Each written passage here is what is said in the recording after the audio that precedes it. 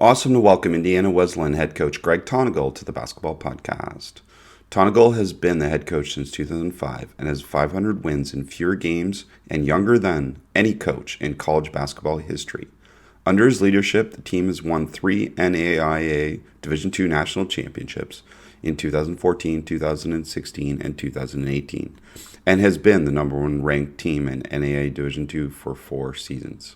Tonagel has also coached 25 NAIA Division II All-Americans and has won 12 Crossroads League's regular season championships and 5 Crossroads League tournament championships. He has coached 2 NAIA National Players of the Year and has the most wins, the highest win percentage, the most NAIA National Tournament victories, the most national tournament appearances, the most Crossroads League regular season championships, and the most Cross League tournament championships in program history.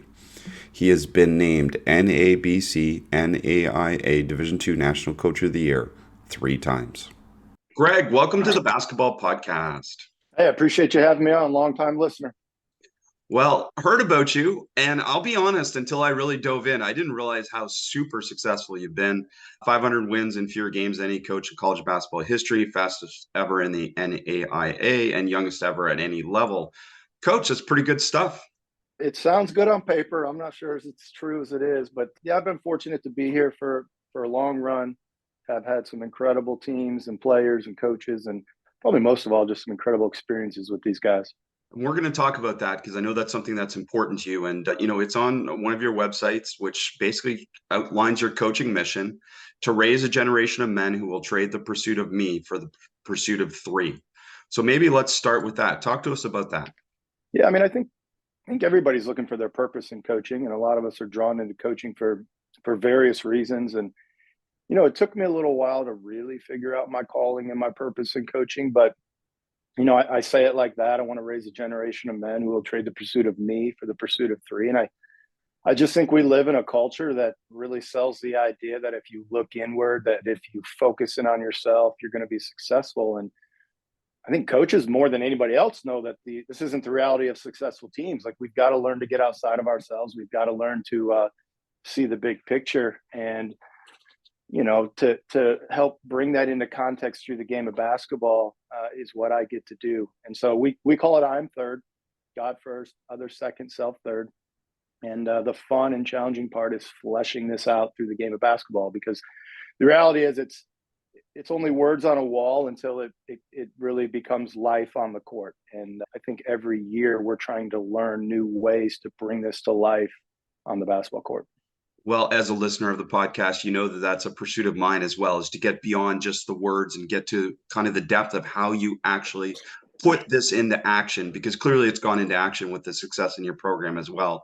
And I know there's 2 cultural pieces to what you've built your program on: I am third and fearless. So let's dive a little bit deeper into I am third. Explain it to us a little bit deeper. And then how does that actually manifest itself within your program?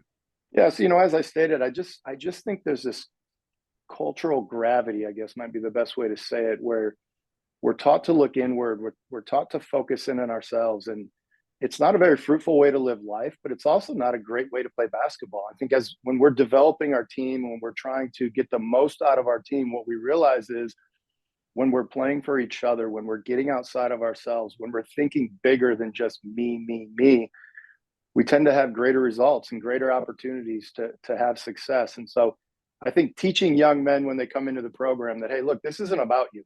And I think it starts with the recruiting pitch. I'm not afraid to tell a kid that if you come here, you're probably not going to get everything you think you want. In fact, we're going to focus less on you. And what we're going to ask is that you focus more on others. And the reality is that's scary for some, but those who catch that vision, I think, realize that's ultimately what they want. They want to be a part of something bigger than themselves, because someday when the ball stops bouncing, and you got a family, you got a job, you live in a community, that's what you're called to do. And so it starts with that. And that's not easy, because we live in a day and age where AAU culture is built around the individual. We have parents, although I think they mean well, they're focused on only the individual. And what we're trying to say is, look, this isn't about you. This is about something bigger than that. But we understand they love the game of basketball. And so we want to teach them through the game of basketball how to do that. And so I think when they see success, when they see, hey, I actually play better when I don't step on the court and worry about my shot, or I actually play better when I'm not on the bench pouting about my minutes. It starts to, I guess, snowball. We get some traction. They start to buy in. And once everybody buys in and has success, they start to embody this and they start to live this out. Well, I love this, and certainly it can be said in a lot of different ways. Team first, and give yourself to the whole, and all that. When you give, you will receive, and all that's great. But when it comes to role definition, that's the part I'd like to hear a little bit more about, because obviously you have better players than other players, and you have players that have bigger roles than other players. So talk to us about how this helps you define that for players. Yeah, I think one of the most challenging aspects of coaching is defining roles for everybody, because everybody wants the main role, right? Everybody envisions themselves taking the winning shot or making the winning play or playing X amount of minutes. But the reality is we need everybody to buy into the role that we see as coaches. So to me, this is an ongoing conversation that takes weeks, months, seasons. You know, some kids get it right away, some don't. But you often get more of what you reward. So one of the things I think we do well in our program is we just reward the little things that are often unseen. The way you add value to a team that's in practice could be as simple as guys that set screens. It could be the way guys cheer, the way they mop up the floor. When this becomes your identity rather than just an activity, meaning I begin to see myself as what I can add value to the team, not just what I'm doing in the moment. I tend to do more of that. And so I think over the course of time, over many conversations, guys begin to really buy into that. Guys begin to see their place in the program. It doesn't mean we don't fight selfishness. I just think we've got a roadmap maybe to combat it a little bit more, because it's always showing up. You know, it shows up at the beginning of season, it shows up mid-season. And by the end of season, you're still dealing with a little of that. But if you've given the guys a bigger vision than just themselves or just basketball, I think you got a chance to really to motivate them. The key to what you said there is you have a roadmap to deal with it. And I think that's beautiful. And I think so many coaches just need a roadmap. And I imagine this is something that, again, you keep coming back to the same terminology, the same phrasing, the same emphasis, and then driving that point home and connecting it for players is the biggest part of getting them to be able to buy into what you're doing, right? Absolutely. I think what I Am Third has done for us is it's created alignment. And that alignment centered around common belief, concerted actions, collective results. So there's a belief that we have that's greater than just, you know, basketball. But then there's this idea that we're all moving in the same behaviors toward that. So we elicit the same actions. And then hopefully we're getting collective results as and that motivates guys to want to do more of that, right? When they see the success happen, it's like, okay, I'll buy in. And I Am Third is not a culture that you look for. It's a culture you commit to making. So when you come to this program, you've committed to sacrificing something. You've committed to surrendering something, which is hard to do. But as you do that, I think you find success, and I think you find the joy in what you've been called and how you've been created to play the game and to benefit other people. You mentioned the AAU space. I'm in that space now with my younger daughters. And I'll tell you, and I really do believe this is a separator between all coaches are trying to do their best, absolutely. But the better coaches, the separator for me is not technique, it's not tactics, it's not any of that stuff. It's consistency and messaging. And I just find there's so much inconsistency and messaging coming from certain coaches that it becomes really hard for a player to function within that team, doesn't it? Oh, it's so hard. I mean, we're fighting that. I've got young kids too. In fact, I coached their AAU team, a middle school AAU team this past year. And it's all based around, you know, kid has a good game. People come up to him, they ask for his Instagram, his Twitter, because they want him to post, they want to recognize him. And they're building this mantra that, you know, my identity is in what I do and how I perform, rather than my identity is based in how I sacrifice and give to others and make the team better. And it's the same thing, I think, too, with like the way skill development is. Parents are paying thousands of dollars to only teach a kid what to do when the ball's in his hands. So the kid develops this idea that my game is about when the ball's in my hands. And you and I both know, we've seen the statistics, you know, the ball's in your hands less than, you know, even if you're a great player, less than 5% of the game. So the question then becomes, what are you doing the other 95% when the ball's in your hands? Well, most kids don't know because they've never been taught. And they certainly haven't developed this identity. So that's a lot of what we fight when guys come to our program, is helping them define winning when the ball's not in their hands. And It takes a lot of time, a lot of intentionality, and it helps when you have a culture that is reinforcing it. I mean, I don't know how I would do it outside of, the I am third culture. I mean, like you said, people do it in other ways, but for us, it helps teach that, man, there's so much more than just when the ball's in your hands that you can help us win and be successful. Well, it's a great segue because I wanted to get into how this connects on the court, particularly within practice. So I am third, God first, others second, self third. How does that then appear in practice in terms of you getting them to play the style that's going to best suit your team? The way I like to look at it is it's a funnel, and at the top of the funnel you've got your culture. So for us, it's I am third and fearless. Then as the funnel kind of moves down and it thins out, you have what we would say is program language. It's the way we communicate. It's how we talk. I'm a big believer that words create life. As coaches, we got an opportunity to plant something inside of kids that sparks something in them, whether it motivates them, whether it encourages them. And unfortunately, I think often in coaching, and I've done this, and especially when I was a young coach, my words do the opposite. They restrict. They tell kids what they're not. They paint a picture that the future is bleak. And so what we say is we want to speak life. Here's an analogy that I often think about. It's the bread pan versus the yeast. I think sometimes coaching is the bread pan, where I'm going to force my will upon you so that you fit a certain shape, as opposed to yeast. Wherever yeast enters, it makes something rise. So if I can begin to envision the way I coach, the way I speak is yeast, and every conversation with a player, I cause something to rise to its potential, I think I've opened a door for new opportunities for my team. So we're going to be very particular about the language in which we use, all the way down to where our drills are named after such. So we've got some drills that we call, fearless box catch, fearless catch. We've got some 4-on-4 offensive games we play. It's called 4-on-4 create, where you get more points if you're creating for a teammate. So the culture of the program begins to funnel down into the language, which then funnels down into the practice drill. So we want to practice what we say. And then hopefully what you're seeing at the bottom then is just the style of play. And so what we would say at the end of the day is our style of play is a byproduct of our cultural influence. So hopefully when people watch us play, they see a format of I am third. There's a sacrifice. We're thinking about others. We're creating for others. There's an element of fearlessness. We're hopefully not thinking. We're playing really aggressive. We're not playing it safe. I don't want my players to play it safe. What we say is greatness favors the fearless. I mean, if you just look throughout history, anytime there's been something done significantly well, there's been an element of fear that's been removed. Somebody went for it. Somebody took a risk. Yeah, you may fail, but at least you went for it. So we're trying to embed that into the way we play.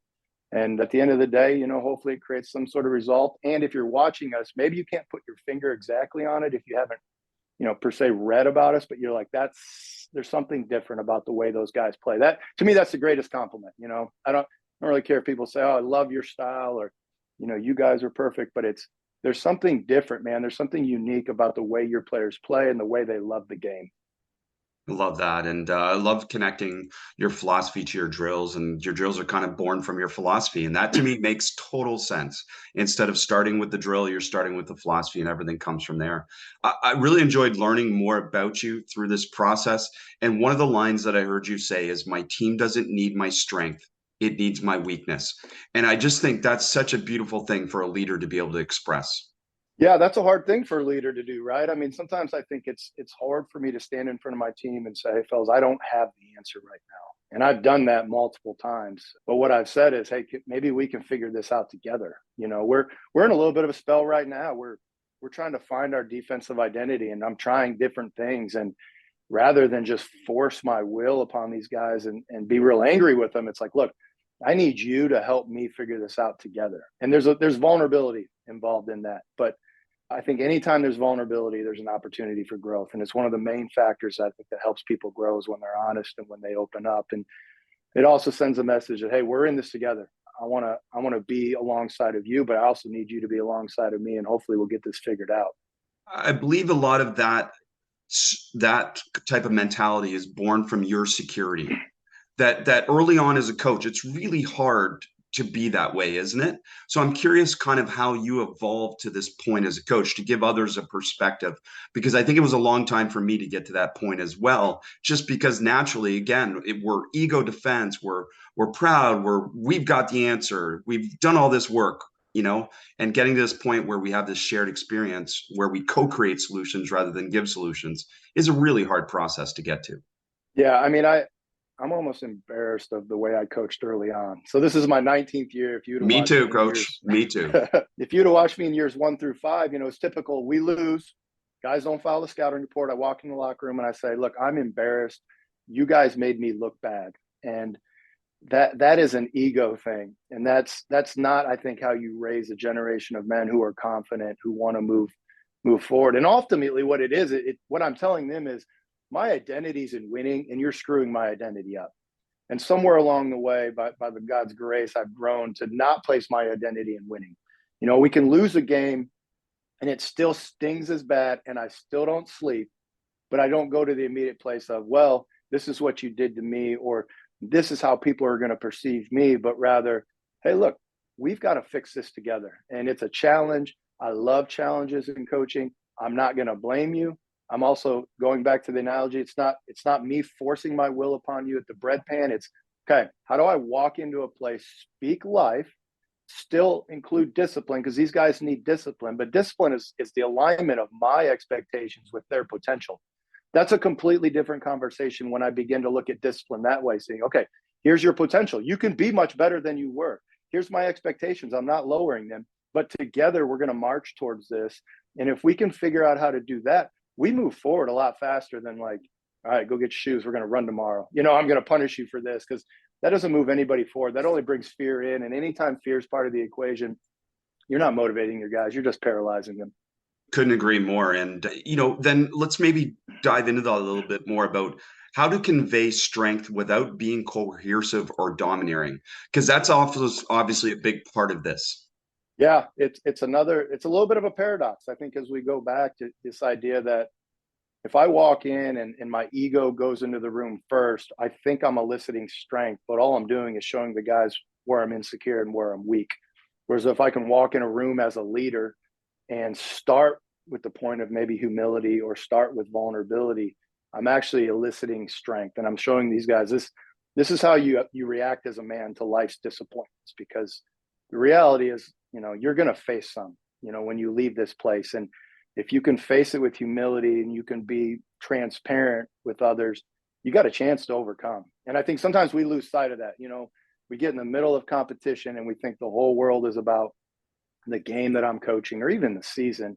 And we lose sight of the big picture. And so it starts with what you said right there, is about transferring strength actually through humility. And I think over time that builds trust. And that's what we all want from our teams. We want them to trust us so that at the end of the day, they'll run through a brick wall for us, regardless of if it sounds like, a great plan or not.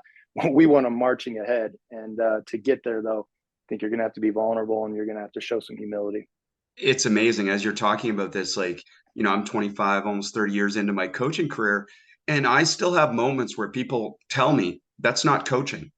And it's people's perception of what coaching is that still drives so much of the toxicity in coaching. And obviously, you've heard me talk about it maybe on the podcast about Hollywoodization of coaching, about how they portray it. All these Netflix shows and all these different things portray coaching kind of negatively. And people think that's what coaching is. And if they watched you, I'm sure they would say the same thing. Oh, wait a minute, that's not coaching. And without knowing your record, they would judge that, wouldn't they? Absolutely. I get people all the time. They're like, you need to get more mad. And I say, look, I get fired up. Don't get me wrong. Sure, you're intense. What good does that do in the moment? So many people, the coaches, and I've done this, so I'm not casting blame. You call a timeout, you tell everybody, stop playing scared. You need to do this, and you just start screaming at them. Everybody needs to calm down. And then you realize all you're doing is eliciting more stress in the situation. There's a book by Edwin Friedman, who's one of the greatest psychologists in history, and it's called Failure of Nerve. And his basic thesis is stress is passed from person to person. It's system. And in coaching, I often think about that. Our players are stressed. We call a timeout. And then we just bring more stress in by yelling and screaming. And then we finish the huddle by saying, now calm down. And it's like, it doesn't work that way. Like, you need to call the timeout to remove the stress or remove the anxiousness from the situation. So I think there's a lot to learn from maybe some psychologists about how to actually coach. And I'm not saying I got it figured out. I'm trying to learn that and become better at that. Well, and again, stress is passed from person to person. I mean, I think about that. If I just pause and reflect on that quote every single time I want to speak, then I will speak differently because it'll give me perspective before I speak on what I'm actually saying and how it's being conveyed. And that's, again, we're not saying this is easy. This is very hard, but that's such a beautiful thing. Another paradox you kind of explain is this concept of we all want to climb to the top, but once you get there, it's kind of lonely. So talk to us about kind of how you combat that as a coach. Yeah, I'll tell you a quick story. We won our third national championship in 2018, and I remember wanting that one really bad. There's a big lie out there. If you win one, you think you're going to be happy. No, you just want two. If you win two, you want three. It just never ends if it's only about the winning. But we win the national championship, and it was a crazy moment. The reporter comes out, they hand me the trophy, and they tell me to hold it up. And it was almost like I had this vision where kind of everything stopped, and I began to see a lot of coaching friends who had devoted so much of their life to coaching, but had made some sacrifices of family, of time, who had lost marriages. And I just thought, is this moment, is it worth all that? But then immediately my mind shifted to the year, to the players, to the moments we had in the locker room, to our father-son retreat where we had dads kind of pouring out their hearts, to all the really cool things that had happened. And this all happened in just, probably 10 seconds, but it felt like several minutes. And it was like, that's it. That's what it's about. And it just reminded me, like, if you're so focused on getting to the top, whether that's a job or whether that's winning, you're probably going to be dissatisfied, once you get there. And ultimately, I know everyone wants to be a head coach, and there's a lot of awesome opportunities in head coaching, but it can be lonely at the top, right? You certainly get the credit for winning. For whatever reason, people think I've won 500 games on my own, which is obviously not the case. I mean, I couldn't go do this at a lot of other places. But at the same time, you get the blame for a lot of things, and you carry the weight of your players. I mean, that's probably one of the biggest burdens, is just the weight you carry for your players. It's not just a strategy that keeps you up at night, right? It's people that keep you up at night, the good and the bad. And I think that's why coaching to me is the greatest profession. It's one of the greatest opportunities you have to speak life into players and to impact them for generations. But with that comes a heavy weight and cost often. Love it. And talking about conveying this strength in a different way as a coach, one of the questions that I know people would ask you, and I will, is how then do you handle accountability? How do you then handle, you've talked about discipline, but how do you actually get players to do the right things without, again, this traditional toxic, domineering, coercive approach? Yeah, there are times where I wonder, gosh, should I just be harder? Should I be yelling? Because, as a coach, you feel this burden of wanting your players to constantly meet your expectations. And so I still have high expectations for my players. In fact, I want them to seek perfection, but I'll settle for excellence. And there's always that fine line of how are the players interpreting that? We just recently this week began to talk to our guys. We could tell they were playing fearfully. Many were playing it safe. And as I asked them questions one-on-one, and as I just let them speak, kind of what I heard was, hey, I just feel like you want me to be perfect and I'm not.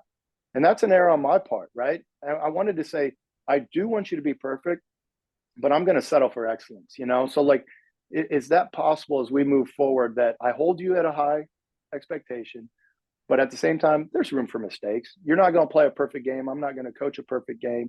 And hopefully you find freedom in that. And I think the key question, as I asked my players, each one was, fill in the blank for me. I play it safe when, and just give them moments to speak. And I was amazed at the stuff they said. And it was great feedback for me. I certainly was lost in film, lost in trying to become better, that I hadn't even realized the way I was coming across. And rather than fight it and say, okay, you guys all come to my communication style, it was, okay, I'm going to figure out ways to communicate better and meet you where you are at. But help me and meet me where I'm at. Once again, we're in this together. It's not me versus you. We're in this together. And they were very fruitful conversations this week. Okay, so let's dive deeper because this is beautiful. Let's give some specific examples if you don't mind. Talk about some alternatives. Players screw up on the court, traditionally run them for mistakes. Talk about some alternatives for us. Yeah, I think if you're always telling players what they're not or what not to do, you're actually not producing a positive behavior. So here's the number one: don't turn it over. Right? I had a kid who's turning it over. So if all I yell is "don't turn it over," he may not turn the ball over next game, but guess what? He may also not get an assist. So our team doesn't benefit by not turning it over, right? Just by eliminating a negative behavior actually doesn't produce a positive behavior. So rather than that, we begin to watch film, and I'm just asking the question: are you catching it fearlessly? And so we go back to the way we've drilled our guys for the last 6 months. When you catch fearlessly, that means your shoulders are squared at the rim, your eyes are seeing the rim, and you look like you're putting the defense on its heels. And it was like, no, I'm playing real passively. Okay, do you think playing passively causes more turnovers? Well, it did here. Okay, so I'm not going to tell you to not turn it over. What I'm going to tell you is you need to start catching fearlessly. Well, I painted a picture for a kid, right, of what it looks like to play fearlessly, which hopefully results in more assists. And I think over time, if he hears that, he's going to begin producing the desired behaviors that we all want. So once again, coaching is not about eliminating behaviors only. Yes, I think we eliminated turnovers, but I think we did it in a way that actually produces something that's positive. And you could have the same conversation with bad shots. I think my first 5 years, I said the word bad shot 1,000 times, in film sessions. Well, just because you eliminate bad shots doesn't mean you produce good shots. So we no longer talk about bad shots, but what we talk about is, are you fearlessly creating for somebody else? So when you catch, are you only thinking about your shot? Or if you take a shot, did you take it as if you actually wanted to make the shot? There's times where guys shoot it tentatively. It's like, I'm not going to tell you that's a good or bad shot. All I'm going to say is you didn't look like you wanted to make it. So just know I'm behind you if you're going to play fearlessly and you're going to play aggressive. And I think over the years, we've shot a high percentage. We're consistently in the top 10 in the country in field goal percentage. I think because we take quality shots, but we take shots aggressively and with confidence. And that's without saying, don't take bad shots. Great examples. That's awesome. And maybe then off the court. So traditionally, again, we lecture, we yell, we suspend issues for a player off the court with their behavior. So talk to us about some alternatives there. Well, I mean, there's a lot of one-on-one conversations. And I think when you're invested into players outside of basketball, and I think a lot of times our staff is committed to not having basketball conversations sometimes. So I think it's a little surprising when you pull a player up in your office and he's like, oh no, what are we going to talk about? And all you do is talk about life. How's mom? How's dad? How's school going? And then they leave and they're like, I think coach kind of cares about me, outside of this. So then when you have that tough conversation, kid cheated on a test, or, maybe there was an off court incident. It's not just, hey, coach, all he cares about me as a performer. And as I've got this performance identity. It's like coach cares about me. And I think our guys know our doors are always open. We spend a lot of time in these one-on-one conversations, talking about life, teaching them their faith. Because I think, for us, when you go back to I Am Third, it starts with God first. And so helping players connect deeply in their faith is very meaningful for them. It shows them the big picture and it continues to move them forward. Beautiful stuff. And you mentioned the father-son retreat. So let me go there first, because I've read it from some of your players when I can't remember what it was exactly, but it was a document where they summarized some of their experiences from a year. And basically a lot of them referred to this. So talk to us about that. Yeah, so this was in like year 7 of my career. We were having a problem with a player. He would not respond to authority. And I'm kind of beating my head over it thinking, why can't he respond to me? And it dawned on me that he had a dad issue, which many of us do. It's pretty common. And the way he was showing it was just his resistance to authority. And I thought, I've kind of pushed the dads away, like most coaches do, because we don't want to deal with parents, especially high schoolers. And I don't blame them. But we began to kind of to dream about what would it look like if we invited the dads in, because now as a parent, there's nothing I want more than to be on the inside, right? Every day my children come home from practice, I say, how did practice go? And they give me like a one-word answer. And I continue to ask questions because I want to be on the inside. So what we said is, hey, we're going to invite the dads in. And we have a donor who kind of caught this vision and now pays for whatever we want to do. So we'll go. One year we went whitewater rafting in West Virginia. We've been to Cubs games. We'll rent a lake house and there'll be 35 of us. And basically we say, hey, this weekend involves 2 things. And it's always a couple weekends leading into the start of practice in the fall. We say we're going to have great food and we're going to have great conversations. And it's amazing how the dads they look forward to this weekend. They get to hear from the players what's happening in the program. How is my son growing? They make really deep connections with each other. So now when season starts, you'll see them show up early. They're hanging out. There's not kind of turf wars because, they're not fighting over minutes with their sons. And they understand the program is far bigger than playing time. So we haven't eliminated all, parental problems with playing time, but we've also made that to be a lesser issue and said, look, there's so much more going on here. And if you can help participate in that, you can help move your son forward. So it's a weekend I look forward to every single year. My dad comes. I started bringing my sons, and we just see tremendous growth. And I think those are the things that often come into season that don't show up in the stat sheets. You can't quantify a father-son retreat. I don't know if it helps in rebounding. I don't know if it helps in shooting percentage, but it makes us more together. It makes us smile more. It makes us trust more. And at the end of the day, I have to believe that shows up in the stat sheet somehow, some way. Well, I imagine it puts your parents on your team more too, which is a key part of this at all levels of basketball. Is obviously don't make your parents enemies, make them allies in some way, and this must help that experience, doesn't it? Absolutely, it teaches them. It teaches them without lecturing. I think my first couple of years, I sent out an email. Hey, I don't want to hear from you unless it's about academics. Well, if you're a parent and that's what you get, a wall goes up. As opposed to now, hey, we're going to bring you in, pay for an entire weekend. We're going to have a blast together. We're going to tell you about the program. And now I need your partnership in this, right? Like, we need you. Your son needs you. Let's move forward in a positive way. And I wouldn't trade this experience or this weekend for anything. So does this come back from your psychological background a little bit, the Sigmund Freud Oedipus complex type of thing? I mean, that's my initial thought on this is obviously you develop that, that attachment with the opposite sex parent, but not necessarily you have that more combative relationship with same sex parent. To me, that's part of this, but I'm curious then, what do you do for mothers? Yeah. So what happened is a few years after, I started getting these emails from the moms like, hey, when's our retreat? What's happening? So my wife will host a mother's breakfast. We have an annual tournament every year. It's one of the first ones to kick off the year, and she'll invite the moms in. And what we started to do was each player makes a video, and they've turned out to be really funny videos. Hi, mom. This is Johnny. I love you. This is what I remember about our time together. And it just means the world to the moms to hear from their sons and to be drawn in the same way. So, yeah, we're definitely trying to bring everybody in the fold. I love it. This is the magic of the podcast. Thanks for sharing that stuff, because I think that's the depth of stuff that really helps people kind of understand what are some things they can do to really impact their program and people beyond their program as well. So, Coach, you mentioned fearless. That's kind of the other cornerstone of what you talked about. You brought it up in different contexts a little bit. I think the quote that you said is greatness favors the fearless. So talk to us a little bit more about this fearless and the philosophy that overrides your program. So I grew up, in the state of Indiana and some of the greatest coaches in the history of basketball. But I also grew up thinking coaching was about using fear for motivation. And that's how I coached myself. That's why I got up at 5 a.m. as a high school, because if I didn't, I told myself I would fail. And so that will get you so far. But that also puts a lid, I think, on who you can become as a player and as a coach.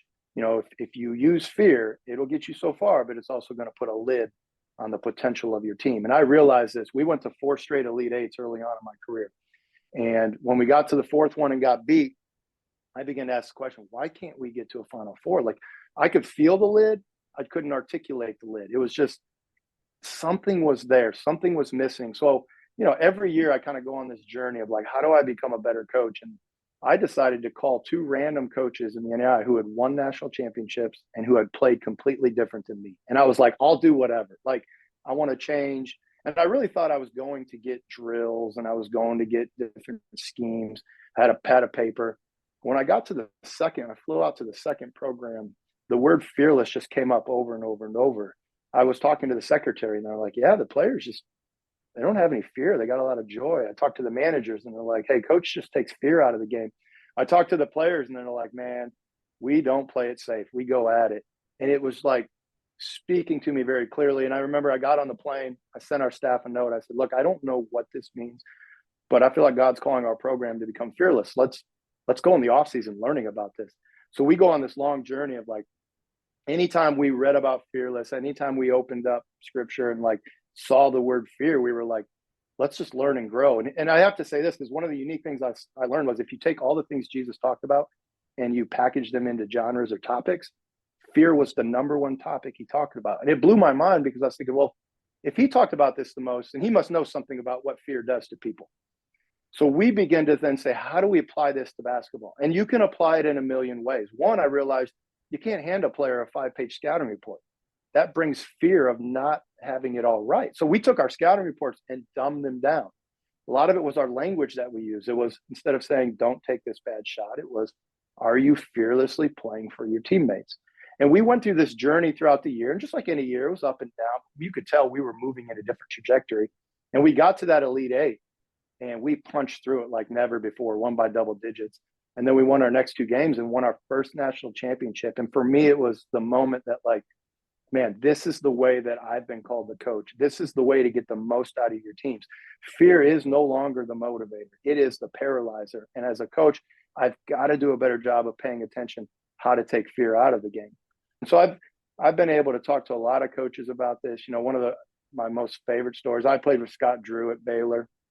Scott had that moment when they won the national championship where he sensed some fear and he was able to go into his team and say, okay, I sense fear. How do I remove it? And man, his team just punched through. And so I could give you a million examples of how fear is helping teams and players and just individuals reach new potential in life. Well, we'd love to hear maybe one of those examples, but maybe just before you do, talk about the other side of that, which is obviously failure, because that's one of the most debilitating things for players is that fear of failure. Yep, it is for me. And here's the thing I know about fear of failure. Fear always arrives at the destination it seeks to avoid. So my example is if Chris, you're at the free throw line and this is a big moment for you, it's the game-winning shot to win the national championship. And in your head, you are saying, don't leave this short. I've spent my whole life to get to this point. My coach is counting on me. My dad is in the stands. They're all going to be mad if I leave it short. Don't leave it short. And then you go to shoot it. 9 out of 10 times, you're going to leave it short because fear always arrives at the destination it seeks to avoid. And so we have to change the way we look at failure. Failure no longer is the end all. It's just an obstacle we need to overcome. And so, you know, I think learning that, and you got to let your players know, like, look, we're going to fail along the way. That's fine. But I'd rather gauge, what does it mean if we're afraid to fail and we don't ever try? Like, try putting fear into that. Like, that's serious consequences if you never go after something. So giving your guys permission to fail, treating failure completely different as an opportunity to grow will create an environment of fearlessness. You gave us the example earlier of the player, obviously, instead of talking about, say, their shot selection or different things like that, or, you know, turning it over, it's catch it with fearlessness. So that comes through in your language. Can you give us some other examples, maybe defensively, about how you kind of give them this fearlessness to be able to play it the right way for your team?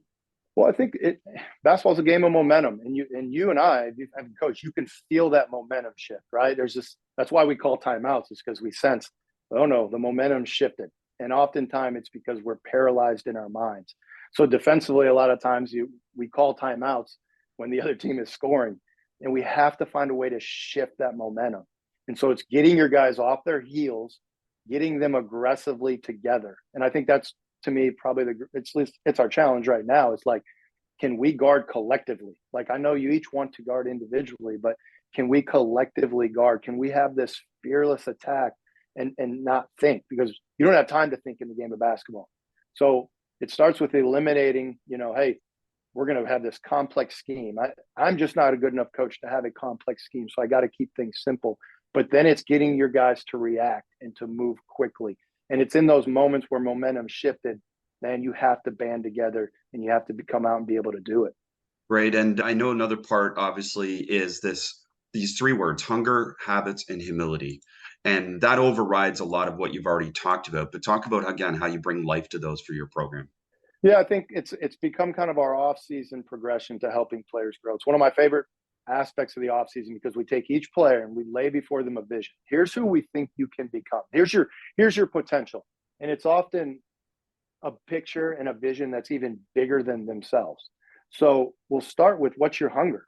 What's your desire to be great? Because all the great players have an internal desire. I can't put the desire in you. Like, if you're not hungry to grow, then you're not going to move past step 1. But then the reality is, habits are what keep you in the game. You know, what we say is hunger puts you in the game. Your daily habits keep you in the game. And so we help you structure yourself. This offseason was real big to me. I just think young kids don't know how to structure their lives. And it's easy for them to get lost in social media or video games, but to help them lay out their day and say, okay, if we structure your life in a way that models and follows the progression of what you're actually hungry for, then you're going to be on a roadmap to have success. But the key is, when you have success, will you respond in humility? If you respond in humility, what you do is you put others in the game. So to go back to the progression, hunger puts you in the game, habits keep you in the game, and then humility puts others in the game. It's a way to transfer the success you've had, and it continues. And if you have a team full of that, man, it's sure fun to be around. Well, and that's what strikes me, is that I'm imagining your players, again, once this comes to life, however long it takes. You mentioned some of the struggles this year with some of it coming to life, which is natural for all programs and all processes. But your players probably have a lot of fun being together and a lot of fun with all the shared experiences that they have, whether good or bad. Yeah, if they don't love it and they're not having fun, they're not going to get better. That's bottom line. And I mean, I go back to when you and I were kids. We loved the game because it was a game. And somewhere along the way, I think sometimes we take it a little too seriously, and it's not fun. That doesn't mean there's hard moments, there's not serious moments, but you have to ask, how do I create an environment that's fun while guys are still growing? And part of it's, I get to recruit guys. So, in the recruiting process, I'm looking for guys that want to get better, guys that are willing to have their habits shaped, guys that want to live in humility. And if you can fill the room with guys like that, for me as a coach, it's really fun. We all have seasons where it's like, this is hard. I'm having a hard time. I feel like I'm just wearing myself out. And then there's seasons where it's like, man, I'm having a blast. Everything I throw at these guys, they go after it. They're not perfect, but they're hungry. And those are the seasons that you really enjoy as a coach. Well, and I know I'm smiling because that was one of my challenges, and I'm sure it was yours as well as a young coach, is to be able to balance that fact that I love the game so much.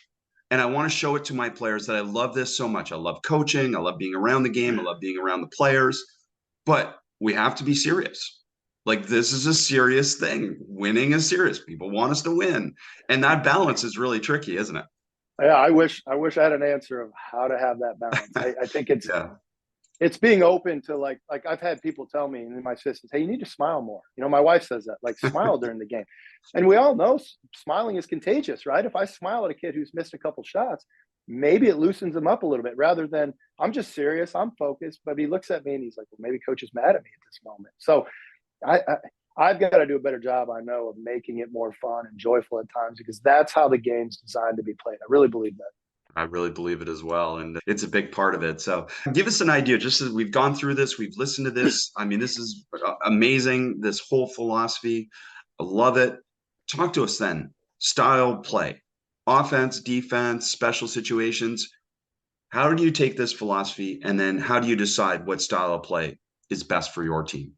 I think your team's going to determine that every year, right? I think we're very flexible in terms of how it's going to really play out each and every year.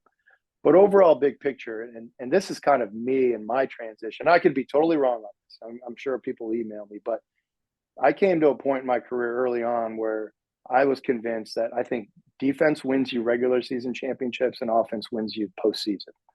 And I came in very much defensive minded, and that's how we were for a long time. So that meant we spent the majority of our time on the defensive end. That's how we watched film. That's how we designed practices. And then at some point, I just was like, man, one, it's more fun to play offense. But two, I'm really convinced you get in the postseason, you got to make shots and you got to be able to score. Now, for those out there that, don't take that too far, you still got to have a defense. I get it. But as we've shifted to that, it just means more of our emphasis in recruiting and more of our emphasis in practice is creating an offense and a team that just loves the offensive end and can play on the offensive end. And so there's always that balance. You go too far, and we're kind of there right now. It's like, okay, we're going to shift and really dig down defensively. But for the most part, we want to play. We want to really make our money on the offensive end and create that fearless environment where our guys are having fun. We're in attack mode, and that's everything else feeds from that. Yeah, beautiful. And do you create these devotional books? I think that's what you call them every year. Is that something that you create every year? And then what is that process? Yeah, no, that was just, it's happened a few times. I want to say 3 years. We kind of get to the end of the year and we kind of ask the question, what's the story to be told? We hear from a lot of coaches that, hey, can I have a conversation? Can I ask this? And we started, so what if we produce some stuff that we could just send to coaches? And it's really told from the perspective of our players. We have a podcast called the I Am Third podcast where the players tell the story of the season. And it's been a tremendous resource, especially for coaches who are like, hey, I just would love to be in your locker room, but I can't. This podcast tells it how it is, the good, the bad, the mistakes. It's been a great reminder for me to go back and remember those seasons. And we've just kind of gotten to a point where, when you have success, you can either hold on to it or you can give it away. And we've just said, look, this isn't ours to begin with. We're going to give it away. We're going to share whatever, even if our opponents get it, so be it. It's just more fun to live open-handed, right? I think we all understand that to some degree, but for whatever reason in coaching, you kind of want to close your door, don't share anything. But I mean, I'm only here because I've learned from other people and stolen and taken. And so we want to give away. So those devotions and the podcasts are just ways that we can say, here's maybe a new way to think about coaching and discipling and mentoring your players. And it's certainly helped a few coaches. Well, it's awesome. And I got to say, the thing that did stand out is exactly what you mentioned there, that it's from your player's perspective, which is even better because, in a way, again, I can ask you and you can tell me whatever you want as a coach, but ultimately the truth comes from your players. Your players know the truth, and they're the ones that can convey it better than anyone. Exactly. Coach, the philosophy, the success, I mean, it speaks for itself. I'm just guessing that you've probably had opportunities to leave Indiana Wesleyan. You've been there since 2005. So talk to us a little bit about this process of staying there and continuing to grow and build this program. Yeah, I'll be honest that when I first got the job, I'm 24 years old. I know nothing. And I often say, like, I wouldn't have hired myself. I've been on enough committees now to where it's like, we're not hiring that guy, but I'm so grateful Indiana Wesleyan took a chance on me at that moment. And a quick side note, my brother was a junior on the team when I took the job. So I coached my brother for Wow. 2 years. And at that moment, I thought, I'll be here 5 years. I'm going to move on because we've all got this proverbial ladder in our mind, right? The next step is to move on.